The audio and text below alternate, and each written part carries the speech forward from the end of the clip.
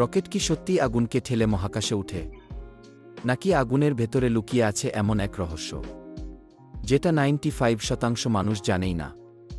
ভাবো তো, যদি তুমি মাটিকে জোরে লাথি মারো, তুমি কি উপরে লাফাতে পারো? ঠিক এটাই করে রকেট।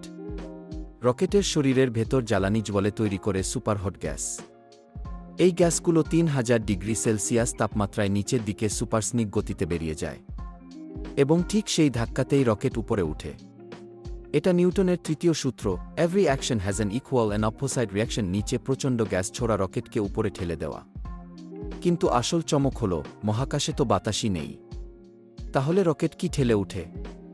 রকেট বাতাসকে ঠেলে না, ও নিজেরই গ্যাসকে নিচে ছুঁড়ে নিজেকে উপরে তোলে। ভাবো, তুমি নৌকার উপর দাঁড়িয়ে পিছনের দিকে পাথর ছুঁড়লে তুমি সামনে এগিয়ে যাবে। রকেটও ঠিক একই কাজ করে, তবে 1000 গুণ শক্তিতে। তাই রকেটের নিচের